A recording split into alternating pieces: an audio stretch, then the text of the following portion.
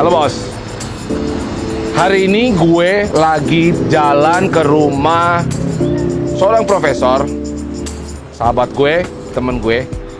Dia ini jadi profesor umur 35 tahun, jadi guru besar umur 35 tahun.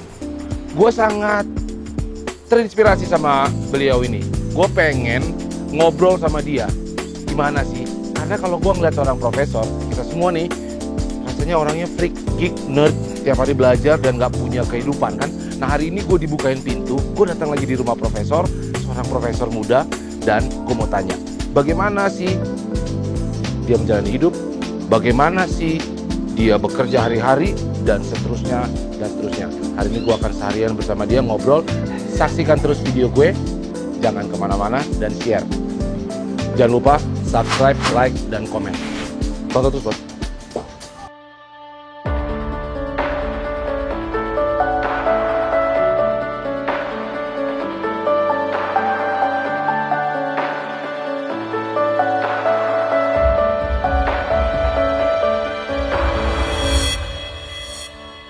Kemana nih kita berlalu? Jadi gini Ki, kita lihat dulu. Ini tangga yang aku suka di rumah Ki. Ya, saya sebut bersama keluarga ini adalah namanya tangga estetis. Ya, dibangun, didesain oleh kami keluarga. Ya, jadi memang kalau rumah keluarga ya begini Ki. Nanti kita duduk di sini aja. Sambil ngobrol. Estetis tuh maksudnya apa nih Prof? Ya ini tangga sudah pasti bersih, sudah pasti indah, dibuat oleh tangan sendiri, dipikirin oleh sendiri, dan memang ini daerah di mana memang kita sering kumpul gitu. Oh jadi sering duduk-duduk di sini ngobrol bersantai di sini sama anak-anak. Di sini nggak perlu bangku, kita duduk di sini aja. Oh iya iya. Ayo. Gimana kita bawa sini bawah? Sila. Udah bersih nih, udah bersih. Aduh. Gimana Nah, Ki? jadi suka duduk-duduk di sini sama ngobrol-ngobrol, cerita sama anak-anak, istri semua di sini. Iyalah, selain di ruang dalam, kami juga menikmati ruang luar. Ya di tangga inilah kami kumpul. Terus juga ada waktu luang kami berkebun, istri juga berkebun ya. Ada tanaman-tanaman yang sederhana dan beberapa hewan di sini. Iya, aku lihat di sini Prof tuh ada ayam. Banyak kali ayamnya Prof. Ini apa ini? Suka ayam atau? Awalnya kami tuh pelihara anjing di rumah, ya, karena memang untuk jaga rumah ini. Namun kebetulan hari demi hari, kayaknya kita ingin memelihara sesuatu yang juga bertumbuh dan berbuah ya. Jadi bertumbuh kan kalau ayam kita bisa ternak, terus kalau tanaman bisa berbuah ada maknanya. Jadi kami pelihara ayam lah sekarang, cukup banyak sih, gitu. Apa yang disuka dari ayam? Kenapa mesti ayam gitu loh? Pertama awalnya anak saya tuh suka megang ayam gitu ya. Jadi kita pegang, kita mainin karena masih kecil kan. Terus kemudian lama-kelamaan saya juga punya ayam yang indah, estetis. Kemudian juga bisa dikembangbiakkan. Akhirnya keterusan deh. Dan di sana ada tempat kandang ayam yang cukup besar. Di sana tuh banyak tuh anak-anak itu. Itu sendiri yang ngurus Prof atau? Yang jelas istri sama saya dan ada yang bantuin lah. Tapi nggak banyak sih. Nggak banyak. Kita ngerawat sendiri. Jadi hari-hari Prof itu di sini, di rumah ini, inilah tangga yang... Ya, jadi awalnya kami tinggal di rumah utama ini. Nah kemudian karena masih ada halaman di belakang, kami bangunlah bangunan di belakang ini. Nah yang menghubungkan antara gedung satu dengan gedung yang lain dihubungkan oleh tangga ini. Nah tangga inilah yang mengikat seluruh ruangan gitu. Jadi memang ini hari-hari bersih seperti ini.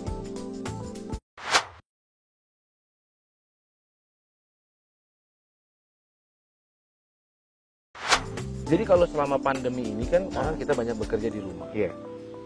Dulu itu sebelum pandemi apa Prof memang suka bekerja di rumah, sudah di rumah atau apa ini hal yang baru? Pertanyaan kau bagus tuh Ki. Jadi memang tuh sebenarnya saya tuh orang rumah. Saya lebih banyak waktu sebenarnya lebih senang di rumah. Cuman ketika keluar karena Jakarta macet, jadi kita dari pagi bisa sampai malam gitu ya. Jadi kalau di rumah memang ya saya senang gitu loh. Ngerapihin ruang dalam, ruang luar dan seterusnya. Istri juga senang bantu-bantu sama anak-anak juga gitu loh. Nah sehingga rumah bagi kami ini adalah tempat di mana bukan cuma berelasi, tapi memang tempat untuk mengembalikan tenaga yang udah habis ya seharian gitu. Tapi ngomong-ngomong apa ide mau datang ke sini? Kenapa nggak ketemu di kampus? Soalnya kalau ketemu di kampus biasa, Prof. Kan kita kan dekat. Saya pengen kasih lihat sama teman-teman bahwa seorang profesor yang teman saya ini masih muda. Eh. Umur 35 katanya jadi profesor. Saya lahir tahun 74, Hmm. kemudian SK guru besar saya itu bulan Oktober tahun 2010. Hmm. Saya ulang tahun 30 November 74. Diam-diam ya. Hmm. Berarti masih 35 dulu. 35 tahun Puji Tuhan. Iya, 35 tahun udah jadi profesor ya. iya begitu lagi. Nah, dulu waktu awal sekali, orang kan kalau masih muda nih, Ya. mau jadi apa lu? Jadi insinyur, jadi dokter. Apa udah pernah terpikir jadi profesor? Jadi sebenarnya nih mulai dari SMA ya Ki ya. Sebenarnya masa-masa di mana kita mikir cita-cita, itu betul waktu SMA. SMA saya di A2 dulu. Mimpinya jadi dokter. A2 tuh apa tuh? A2 biologi. Ya, jadi biologi memang kita belajar ilmu alam dan memang cita-citanya menjadi dokter. Namun ketika lulus SMA berubah menjadi mimpinya jadi arsitek. Ya, dan memang saya sampai sekarang jadi arsitek. Namun ketika saya kuliah dan kemudian lulus tahun 97 ya, waktu itu krisis moneter kan, ada kerusuhan, susah gitu di bidang konstruksi. Lalu kemudian saya memang membantu profesor saya pada waktu itu waktu di kampus sehingga terlibat panjang di kampus. Jadi kemudian saya memutuskan untuk melanjutkan studi. Setelah lulus S1 masuk ke S2. Waktu S2 terus S3. Nah disitulah dapat sambil berdoa juga gimana itu perjalanan juga sih. Akhirnya kita menemukan kayaknya memang mungkin panggilan saya di situ. Dan pertama kali waktu saya melamar menjadi dosen, pada waktu itu memang saya pelajari apa itu dosen. Bagi saya menjadi dosen tidak cukup S2. Menjadi dosen tidak cukup S3. Menjadi dosen harus guru besar. Harus profesor. Buat prof seperti itu. Karena saya pelajari proses jenjang jabatan akademik dosen, Ki. Sama lah ketika kau mau jadi YouTuber gitu ya. Kemudian ya YouTube lah. Pasti go national, Iya. go internasional. Iya dong. Dan mesti punya channel sendiri Iya seperti dong. kau sekarang. Dan demikian juga saya. Kita harus kenal di mana kita melayani dan kemudian kita harus kenal profesi kita. Jadi kalau teman-teman mau tahu profesi dosen, ya itu. Nggak ada kompromi, harus guru besar. Tahu nggak rahasianya, Ki? Karena menjadi guru besar bukan buat diri kita. Tapi kita bisa bantu orang lain maju, lanjut sekolah, kemudian kita bisa jadikan orang lain jadi guru besar. Ngajar kan ini. Iya, Bikin tentu. orang Betul, kalau dosen itu, Ki, namanya tugasnya Tridharma perguruan tinggi. apa tuh? Pendidikan, kita mengajar, kita belajar, kita meneliti, dan kita melakukan pengabdian kepada masyarakat. Tuh 3 tuh. Pendidikan, Pendidikan, penelitian, penelitian. sama pengabdian kepada masyarakat. Penelitian ini artinya kan dia menemukan hal baru kan, atau mengamati sesuatu, mencari solusi gitu. Kita mengidentifikasi yang sudah ada. Kita Oke. menganalisis, kemudian kita menggali. Kayaknya, Ki, nggak mungkin lah kita menghasilkan sesuatu yang baru. Ya, kita kan meneliti dari yang sudah ada. Oke. Kemudian kita gali dari situ apa yang memang bermakna bagi orang lain. Itulah bagi saya namanya meneliti. Oke. Ya. Dan itu terus saya lakukan. Butuh komitmen, butuh ketekunan, butuh konsistensi.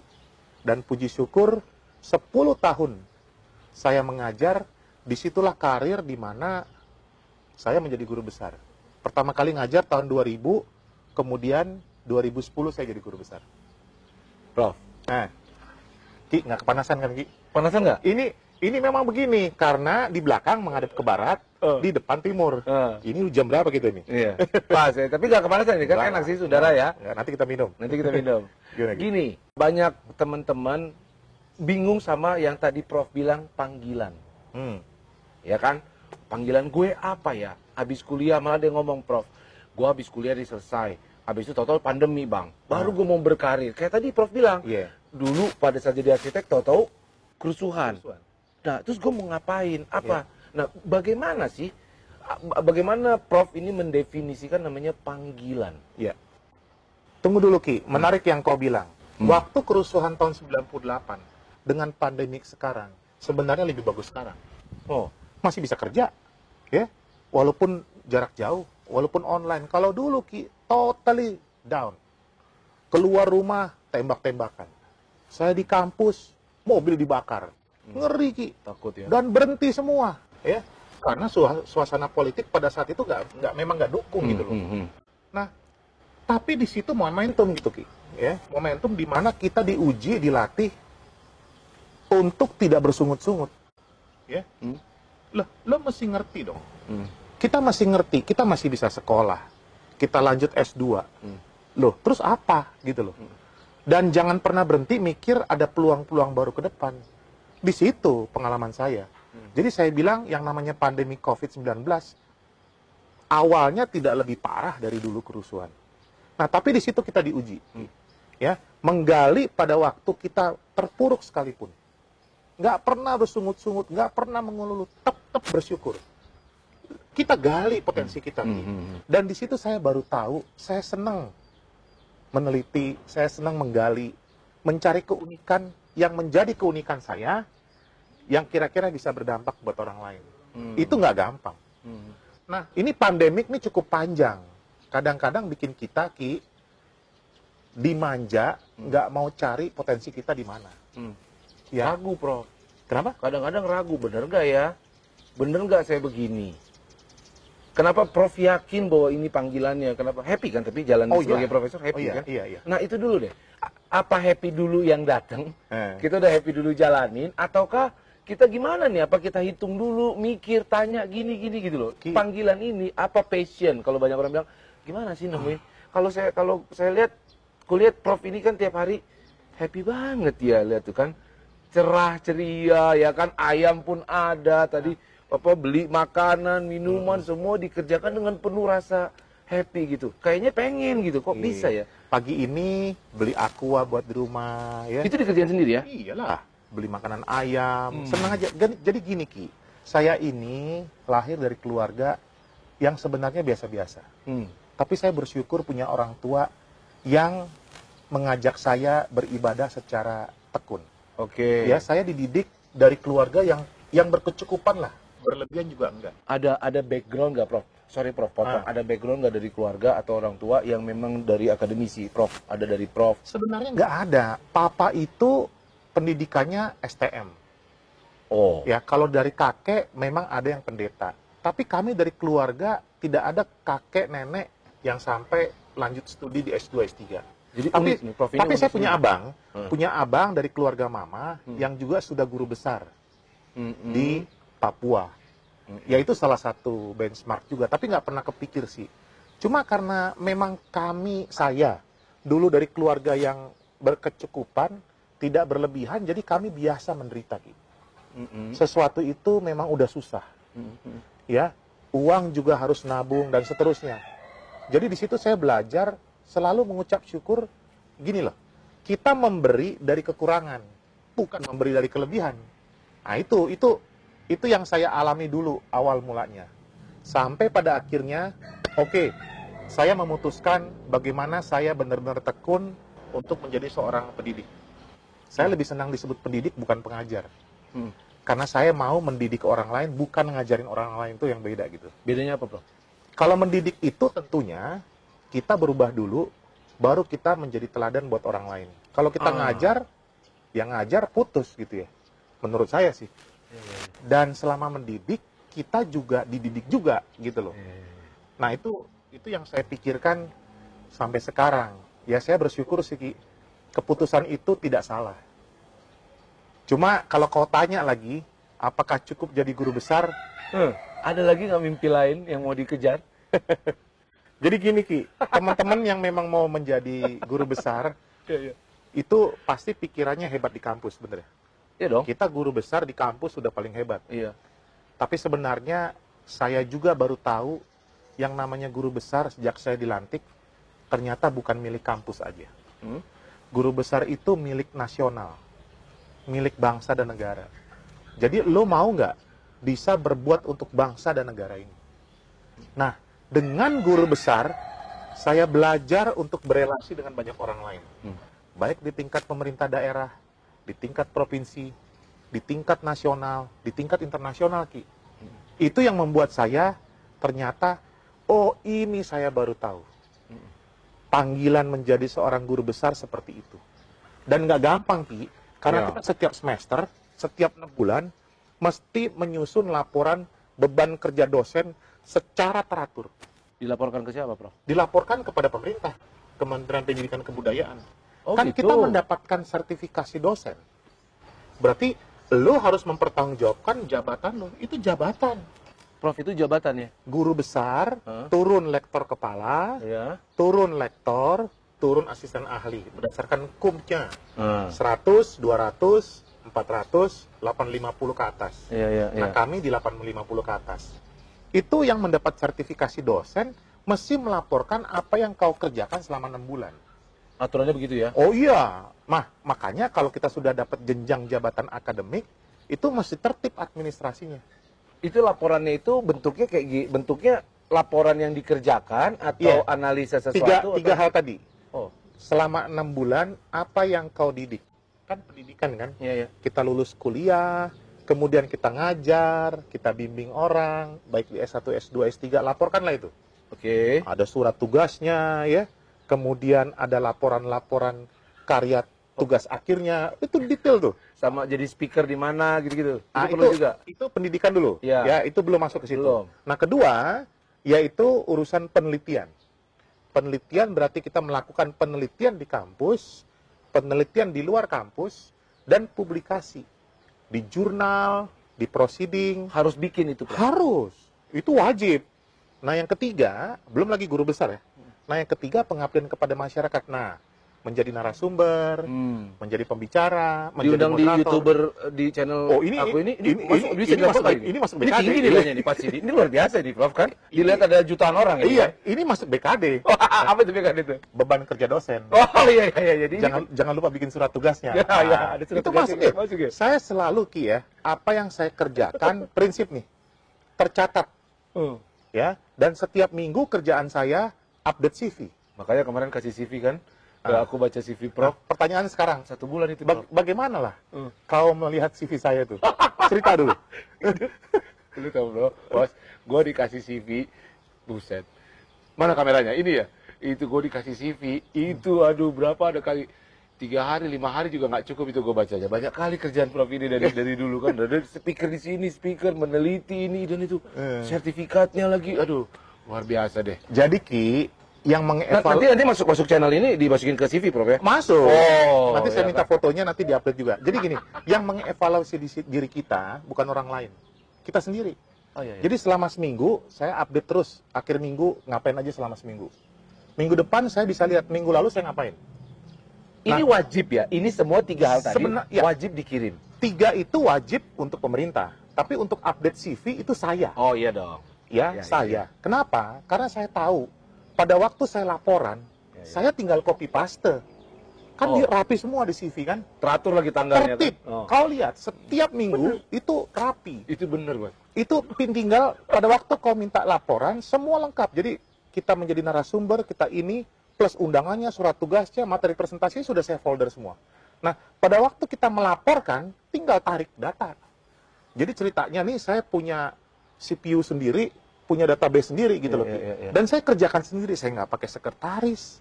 Sendiri ya? Saya kerjakan sendiri. Jadi saya tahu potensi kita. Gitu loh, Ki. Nah, itu nggak ada yang bilang sih harus begitu, harus tertib, nggak ada. Bukunya juga nggak ada. Tapi itu namanya hikmat, karena saya tahu waktu melaporkan kan detail, Ki. Surat undangannya mana, surat tugas mengajarnya mana, itu kalau kita nggak rapi, wah, kelemahan kita kan dokumentasinya lemah. Nah, di situ saya belajar gitu. Panggilan juga gitu. Panggilan lagi. Iya.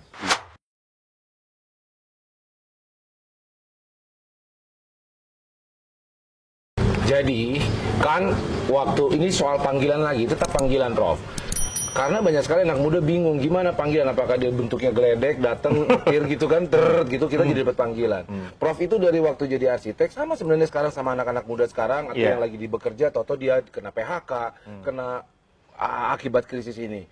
Terus tiba-tiba Prof tadinya mau pertamanya jadi dokter, berubah jadi arsitek. Begitu arsitek ternyata ada masalah, akhirnya berubah jadi ngajar dan itulah panggilan itu sampai sekarang jadi Prof muda.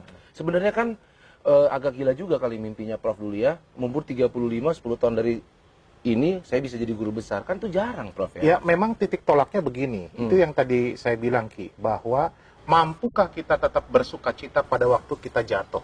Itu aja. Kita waktu lagi sakit, kita lagi susah, kita dalam kondisi parah, paling down, lo mesti ingat, Ki. Tuhan yang kita percaya, itu lagi deket sama kita. Gitu Ya, ya? bagi teman-teman, kembali kepada agama dan keyakinan masing-masing, dia itu lagi deket sama kita. Ya, dia mimpin kita gitu loh. Jadi di situ saya nggak tahu seperti diarahkan gitu. Dan situasi itu mendukung. Bayangkan, profesor saya minta saya bantuin, kemudian saya juga ada peluang untuk ngajar walaupun di mana-mana, kecil-kecil lah dulu, Ki. Ya, panggilan yang kau bilang itu bukan berarti uangnya banyak. Iya. Saya pernah tahun 2000, 6 bulan, gaji saya 300.000, Ki, 1 bulan. Ngajar sana-sini, buat bensin aja nggak cukup. Tapi saya tahu waktunya nanti, Ki. Jadi panggilan itu dari titik yang terjatuh, kemudian kita mau nggak tekun. Dan kurang dari 2 tahun, akhirnya saya memutuskan menjadi full, menjadi dosen. Nah, disitulah titik awal kita harus ngerti setelah panggilan itu jelas, apa tugas kita. Itu yang saya bilang. Jadi kalau dibilang guru besar, profesor di usia muda, itu bicara proses. Ya, memang rumusnya saya, menjadi profesor kan kumnya 850.000. 1 tahun kita kumpulkanlah kita 100 poin. 10 tahun dapat kan? Iya. Dulu saya mikir begitu tahun 2000. Ya, bisa jadi tuh. Ya. Jadi 2000 kemudian 2010, 10 tahun kan? Ya kan? Gitu ya? Pas gitu loh. Tapi 10 tahun itu, Ki, itu susahnya minta ampun. Ya. Kalau sekarang lebih susah. Iya. Kenapa? Untuk mendapatkan nilai itu bukan itu saja. Bagaimana kita juga bisa diterima gitu. Iya. Nah, tadi kau bilang menjadi profesor guru besar di usia muda, ada enaknya, ada nggak enaknya juga, Ki. Iya. Gitu loh. Iya dong. Iya. Enaknya Apa tuh nggak enaknya, apa enaknya? saya mulai dengan yang nggak enak deh. Karena mungkin kita dipertanyakan, bukan mungkin, pasti. Bener Ya. nggak nih orang? Bener nggak nih orang secara, Nyogok kali ada yang ngomong gitu nggak? Nyinyir gitu nggak? ya kira-kira demikian lah. Iya kan? Saya 2007 masukin berkas, 2010 SK. Sekeliling saya nanya saya, jelas nggak sih kau? Ya Bener kan? nggak lu nih? Prof, Iya. nih? Gimana sih? Bayar kali. Gitu. Saya cuma bilang sabar ya, tunggu aja. Karena saya pakai jalur yang benar. Mengajukan kepada Kopertis pada waktu itu, koordinator perguruan tinggi swasta, sekarang namanya LL Dikti, lalu diajukan kepada Dikti, diajukan kepada Menteri. Dulu SK Presiden, zamannya saya SK Menteri. Prof ini kan harus, gelar prof ini kan harus dari pemerintah kan? Dari pemerintah. Itu SK negara, SK Presiden tuh. Nah, saya dapatnya SK Menristek Dikti pada waktu itu. Nah itu dia ya. Jadi, nah kemudian tantangan yang berat adalah kita menjadi guru besar itu kan bukan semua kita kuasai. Tapi kita ahli dan minat di satu bidang. Bidang saya manajemen proyek konstruksi. Nah, mampu nggak kita di bidang itu? Nah, itu yang tidak mudah. Ya, karena mungkin yang lain akan menilai bahwa kita ini memang benar-benar senang di situ, kemudian memang menggali itu nggak, mampu nggak? Itu yang susah, Ki, sampai sekarang. Dan saya terus belajar bagaimana dunia manajemen proyek konstruksi itu benar-benar menjadi unik sesuai dengan jabatan yang saya pegang. Itu melekat di saya. Ya. Nah, kalau enaknya, hati-hati. Jangan pernah kita senang dipuji. Hati-hati kau, Ki. Kalau kau dipuji, wah hebat kau. Kenapa, Bro? Ini bukan, itu sebenarnya nggak bagus buat kita. Ya, dalam arti kita ini kan masih terus belajar, Ki. Kita masih berelasi dengan orang, juga masih tergantung juga dengan orang lain. Sebenarnya kita juga belum apa-apa. Jabatan yang melekat di kita, yang saya sebut panggilan, berarti kita harus bagaimana panggilan itu juga berguna buat orang lain. Itu aja deh. Jadi, Ki, setelah saya guru besar, saya tahu Tuhan itu ingin saya juga jadikan orang lain cepat S2, S3. Saya juga, Tuhan itu ingin saya, orang lain juga jadi guru besar juga. Jadi saya sebenarnya menyampaikan kepada orang-orang terdekat saya bahwa menjadi profesor adalah mau menjadikan orang lain juga jadi profesor. Oke. Dan nggak banyak loh mau seperti itu. Oke. Mungkin kita tersaingi. Kalau saya mah seneng, Ki. Jadi kalau orang lain jadi profesor, mungkin karena bagian kita, kan kita happy. Memang itulah panggilannya Prof ini ya. Ya itulah passionnya. Ya, passionnya bikin orang pintar. Kalau bisa terus sampai, kalau bisa banyak loh Prof di Indonesia ini. Kalau bisa. Dan kita memang masih sedikit. Masih sedikit. Kita kalah dengan Malaysia, kita kalah dengan Singapura. Cek aja. Emang kalau banyak Prof di satu negara, oh iya dong ya. Jadi banyak yang pintar ya gitu ya. Saya pernah menulis di media massa, Indonesia itu kekurangan guru besar. Iya, iya. Karena paradigma menjadi seorang profesor itu masih jauh lah dari ekspektasi orang. Tapi ternyata kita bisa kok, ya. Nah, kerinduan saya sih Indonesia memiliki guru besar atau profesor yang cukup banyak melebihi negara-negara di sekitar. Ya, artinya itu kan ukuran pendidikan kita. Jadi kalau dilihat dari guru besar yang sedikit, berarti level pendidikan kita juga sebenarnya, Ki, nggak lebih besar dari yang lain. Itu aja ukurannya. Iya, iya. Walaupun untuk mendapat profesor di Indonesia sama mendapat profesor di luar negeri beda. Lebih susah mana Prof? Kalau susah di kita tuh pakai administrasi begitu panjang, ketat gitu ya. Kalau di luar negeri menjadi dosen sudah menjadi profesor. Lain. Kita kan administratively itu sangat ketat gitu. Jadi perlu orang yang juga memang tekun gitu. Saya mah begitu. Berarti bener-bener ya panggilannya adalah itu tadi, pengen mencerdaskan teman-teman orang Indonesia ini kalau bisa banyak yang jadi profesor. Sebaiknya Itu apa ya, passion dari Prof di sini ya. Iya. Terus kalau sekarang menjalani hari-hari sebagai profesor muda, Oke. ya kan, apalagi baru-baru ini kan ada kebakaran di gedung-gedung itu. Aku nggak mau bahas soal kebakaran terlalu dalam, Prof. Iya. Kemarin kan banyak sekali Prof dipanggil soal kebakaran. Jadi ini ada yang negara harapkan dari Prof tuh apa? Dari seorang Prof menyikapi ini gitu, apa gimana? Pola pikir kau salah. Oh, salah nih. Kalau negara mengharapkan kita jadi apa, itu kayaknya nggak cocok dengan apa yang pemimpin bangsa ini pertama kali pikirkan. Jangan pikirkan apa yang negara akan buat sama kau. Jadi Apa yang akan kau buat sama negara? Itu tapi negara bedanya. kadang-kadang nggak peduli sama Nah, kita itu buat. bicara mental, Ki. Jadi gini, kan saya sudah bilang, pada awal saya kuliah, saya tahu saya meminati satu bidang yang kecil ini. Di dalamnya ada urusan kebakaran, Ki. Yang orang lain nggak peduli, Ki. Orang lain nggak mau studi itu. Dan passion kita memang dari dulu di situ. Kebakaran ya? Apa namanya itu? Fire safety. Fire safety, bukan membakar ya, tapi menguji kenapa bisa kebakar. Nah, itu satu studi kajian yang orang lain nggak mau minati. Nah, sekarang data fakta di Jakarta, kebakaran tuh 4 kali satu hari. Yang orang nggak peduli. Kalau sudah besar, barulah kemarin kejadian begitu. Jadi saya memberikan hati saya, memberikan pikiran saya mengenai kebakaran bukan karena negara perlu apa. Yang saya pikirkan adalah apa yang saya bisa berikan buat negara. Betul. Ya kan? Gitu ya. Sekaligus mengkritik, tapi mengkritik bukan menjatuhkan, tapi untuk supaya kita bisa mengubahkan orang lain. Pemda bisa lebih baik, ini segala macam. Ya kayak gitu, Ki. Jadi bukan apa yang negara mau sama kita. Nggak akan pernah selesai itu. Iya. Hari-hari Prof. Iya. Hari-hari Prof ini gimana? Coba, aku mau tanya dulu, bangun pagi, ngapain? Dari mulai dulu sampai sekarang ya, dulu menjelang jadi Prof. Apakah Prof ini baca buku kebakaran itu? Berapa jam lah sehari? 10 jam? 12 jam? Atau cuma 1 jam? Jadi Ki, sebelum WFH, memang banyak waktu kita habis di jalan. Saya keliling mengajar, ya, saya membantu dan fokus di UPH, tapi juga sesekali membantu pemerintah. Itu perjalanan cukup panjang di jalan. Karena macet, karena kelelahan dan lain-lain. Ya, yang mengakibatkan waktu saya membaca sedikit.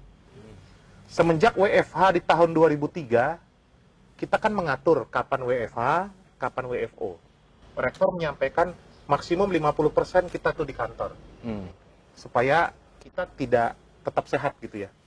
Nah, jadi kalau dalam seminggu, tunggu dulu. Sabtu saya usahakan olahraga. Karena olahraga nggak mungkin kalau nggak saya lakukan. Pagi, sebentar olahraga. Terus kemudian Minggu sudah pasti dengan keluarga. Jadi saya baca buku itu di hari Senin sampai Jumat. Rata-rata sekarang nih kalau lagi BFA, kira-kira 5-6 jam harus baca. Sehari. Sehari itu paling enggak. Tapi kalau dulu itu lebih sedikit. Nah, namun sebenarnya ada kuncinya, Ki. Kalau kita susah baca buku, sebenarnya kita belajar waktu ngajar. Oke. Jadi waktu kita ngajar, di situ kita belajar. Waktu artinya waktu lagi kerja di situ kita belajar. Iya. Nah, saya punya filosofi nih. Ringan, karena kau tanya tadi mengenai kapan baca buku, saya baca buku tentunya sebelum mengajar. Tapi pada waktu mengajar, waktu saya ketemu dengan mahasiswa, dia kan juga baca buku. Dia juga browsing. Nah, di situ saya juga belajar. Jadi ada interaksi yang menarik. Nah, itu rumus itu saya dulu belum pernah tahu. Nah, tapi dalam perjalanan mengajar, pengalaman mengajar, kan kita juga berelasi dengan mahasiswa. Disitulah kita tahu, di situ kesempatan kita juga bisa belajar dari mahasiswa. Jadi, Ki, kita harus ngerti, sebenarnya kita belajar pada saat mengajar. Ya, karena mahasiswa yang kita ajari itu di S1, S2, S3 dia juga belajar cari referensi. Nah, bagaimana kita sebagai dosen juga mau berelasi dan menggali dari mereka, itu asiknya ngajar, Ki. Dan saya sering hanyut di situ. Ya, tapi kayaknya kok terpukau sama ngajar. Ayolah, saya ajak jalan-jalan dulu ya. Kemana kita nih? Kita lihat dulu ke sana tuh, ya. Oh, iya, sana Kita dulu. lihat ke sana. Ayo. Nah, supaya kau lihat dulu beberapa bagian yang memang hari-hari saya kerjain.